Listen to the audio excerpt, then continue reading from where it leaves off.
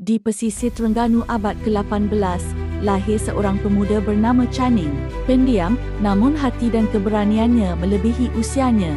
Dari kecil dia sudah menentang takut, menggela yang lemah. Channing dibimbing guru tua Tok Deramang mengasah silat kayung tua, ilmu keris dan adab pahlawan. Dari latihan berat, terbentuklah jiwanya.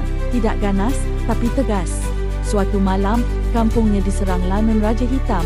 Api membakar rumah penduduk. Channing bangkit seorang diri, menahan serangan agar rakyat sempat melarikan diri. Keberaniannya sampai ke telinga istana. Channing dilantik Hulu Balang Muda, diberi keris Teming Sari Timur dari seorang anak desa. Kini dia menjadi benteng negeri. Channing memimpin serangan balas. Di Tanjung Jara, dia bertarung sengit dengan Raja Hitam. Dengan gerak silat lincah, Channing menewaskan musuh dan mengembalikan keamanan pantai. Namun bahaya datang dari istana sendiri. Pembesar iri hati Megak Laksamana difitnahkan Channing. Dengan bukti di tangan, Channing kembali membongkar pengkhianatan dan memulihkan maruahnya sebagai pahlawan sejati. Siapa lagi yang anda mahu? Sila komen.